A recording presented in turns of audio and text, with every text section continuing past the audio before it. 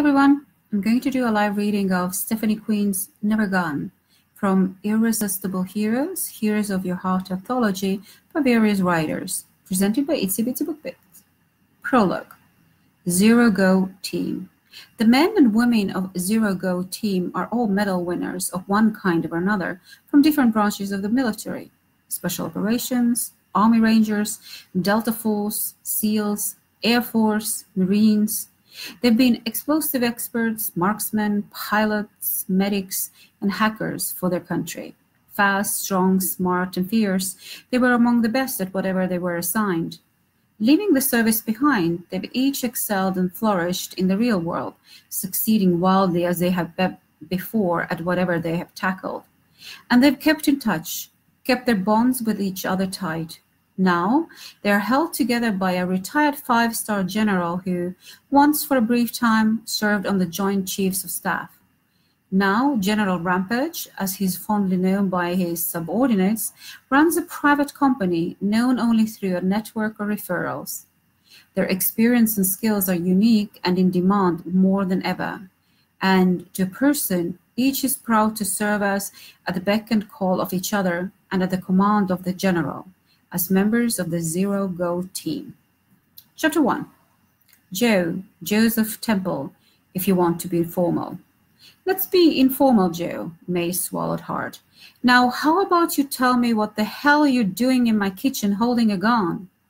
Congratulating herself on delivering the line in a strong, cool voice, she clutched at the marble counter behind her so she wouldn't collapse to the floor. When he slipped the offensive object behind him into his waistband, she nearly fainted with relief, but she couldn't let herself give in to anything resembling relaxation. Not yet. Not when the real danger still surrounded her. She had a feeling this guy, Joe, although clearly a dangerous man from the vibes she got seeing the way he handled his weapon too casually, might not be her biggest concern. In fact, he might even be on her side. Hallelujah. I didn't mean to scare you, but I needed to be careful upon entry. We weren't sure of your current status. We? Zero Go Team, ma'am. Ma'am. Shit. She couldn't be that much older than this young buck. Call me May. No offense, Joe, but how do I know you're with the team? She'd contacted the Zero Go Team 2 days ago with an urgent SOS and had almost given up on them. She now wished she'd found out about them weeks ago. If she'd known things were going to get this crazy, this dangerous. No offense taken, he added as if an afterthought. May. Joe reached into his inside jacket pocket and took a folded paper from it. He was dressed oddly, wearing jeans with what looked like an old tuxedo jacket, a fabric tail covering his butt and his gun, effectively. She would say it was a vintage jacket, circa 1942, and she ought to know. Costuming was her business, and she was a vintage clothing whore.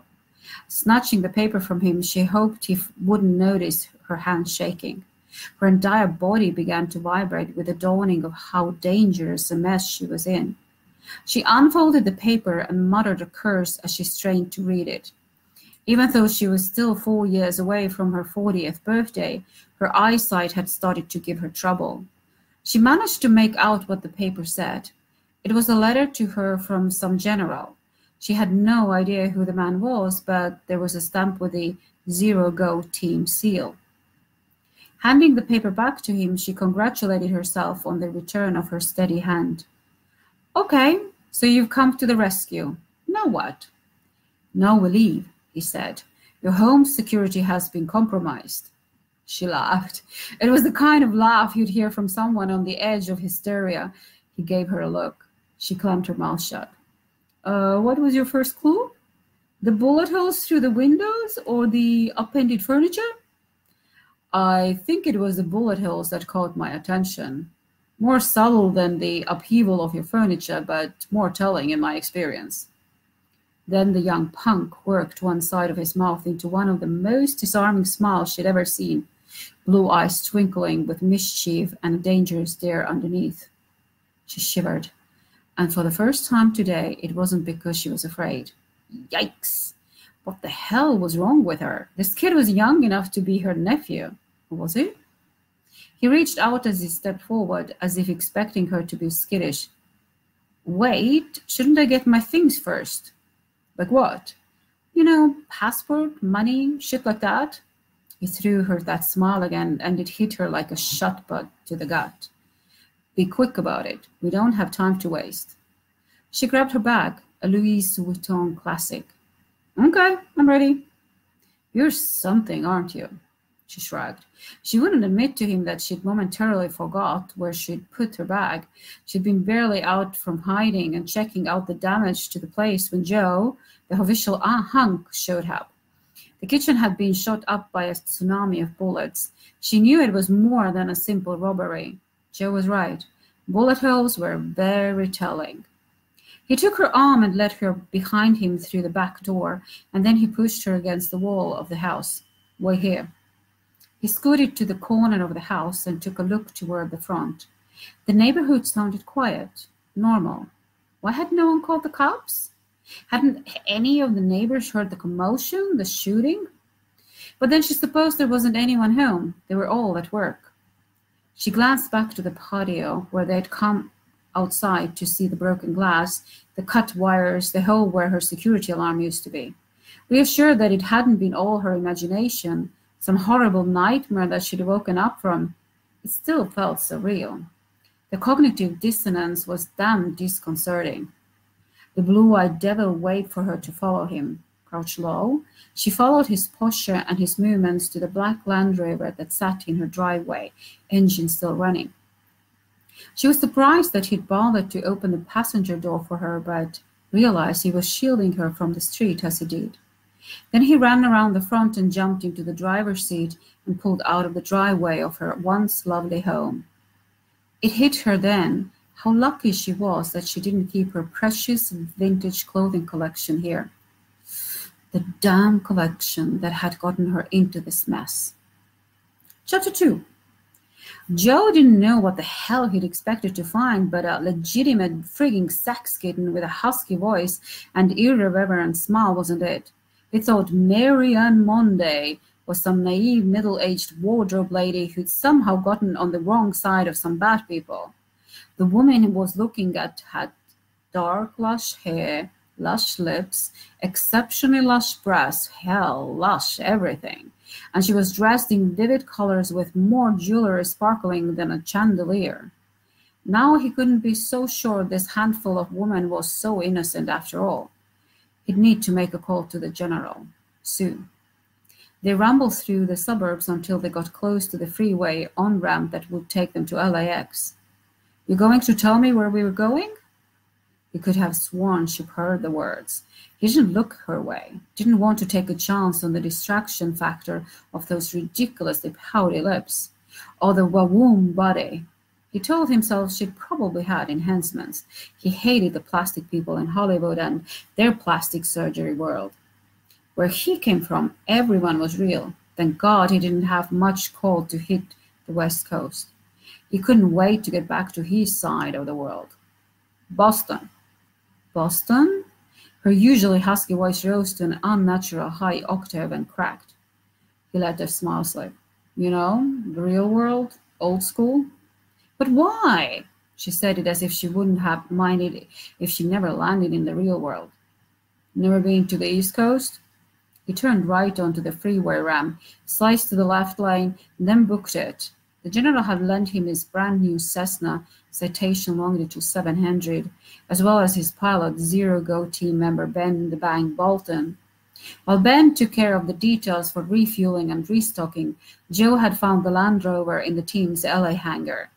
Luck and skill had gotten him to Marian Monday's house without incident and before anything bad had happened to her. Apparently, he was the backup. The team member who was originally assigned ran into some problems. Now they were short a man on the West Coast. The plane waited for them, and he could not wait to leave. The glare of the sunshine off too many shiny objects was affecting him, and he'd been here less than 3 hours. He saw her shrug. He had damn good peripheral vision and couldn't help but notice the mound of newly exposed flesh as the movement opened her blouse. Damn. He reminded his overactive pecker it was all plastic. To no avail. It had been too long. We can't leave town without my clothes. Don't worry. There's still clothes in Boston. He didn't bother looking at her. No, you don't understand. My wardrobe is key. It's what they're after. What are you talking about? I thought you were being threatened by some dead mobster's son with an axe to grind. And what is that all about anyway? It's about my wardrobe, like I told you. Mutual exasperation hung between them. I'm sorry. I should have said something sooner. It's just, I'm all shook up. She paused and actually shook her head. Turn off this exit. She sounded more confident now than shaken as she pointed her fingers, which were adorned with fake red nails. Everything about this lady seemed fake, except he felt there was something very real underneath it all. Maybe it was her fare. He knew what that was all about. Anyway, Joe made a snap judgment the way he'd been trained and expected to do in the field and took a sharp turn off the freeway. Now what? Take a right. It's only a mile down the road on the left. Where are you taking us? This looks like a warehouse district for the airport. I'm taking you to a warehouse. She arched a brow at him, daring him to do something. Damn if he knew what. He decided to keep his mouth shut. He was good at that and let it play out. Slipping his comm device from his pocket, he punched it on and let the pilot know they were running late. Problem? No, minor detour. You sure that's wise? Yeah. He wasn't in the habit of lying his ass off, but this was the equivalent. He, in fact, had a premonition as they pulled up to the front door of a large metal warehouse that coming here with her was very unwise. The least he could do was park the car out of sight. He pulled up on the side of the building that ran up against the fence, barely leaving them room to get out, then followed her to the front of the metal building. He figured it was 20 feet high and at least 5,000 square feet, judging by the perimeter. Without a word, she unlocked the door, but then he took over. Let me go in first. He stepped in front of her, and though he didn't pull out his gun, he kept his hand at the ready. There shouldn't be anyone here. It's Saturday. May followed him inside. The strong scent of cedar struck him as soon as he opened the door. They walked down a short hall to a large open space. Office and lounge to the left, conference room to the right, and rack after rack of clothing in row upon row. There was a brightly lit open space outside the office with several work tables and sewing machines, but the rest of the lighting was dim. Not too dim to see that the perimeter was lined with a second story of open metal flooring all the way around. Through the metalwork, you could see that the second level was filled with more clothing. She took him into an office where interior windows overlooked her empire of clothing. He couldn't hold back another second. Where the hell do you get all this clothes, and what the hell is all this shit for? I'm a film and television costume designer and wardrober. I find or design costumes for actors and actresses of all shapes and sizes for the roles, specializing in period pieces and fantasy films. I was in charge of all the costuming for Thrones of Chance. Maybe you heard of it? Sure, never watched it. Don't have time for that kind of shit. Everything is shit to you, isn't it? Everything except you. He hadn't meant it the way it sounded based on the quick widening of her eyes and the afterglint. It meant that he took his responsibility for his client's safety seriously. No use explaining that to her now. All he needed was a close to middle-aged hero-worshipping sex kitten, the worst possible combination he could think of it in a woman. Damn. What are we doing here? I wanted to get something from my safe. I thought it was all about your wardrobe. It is.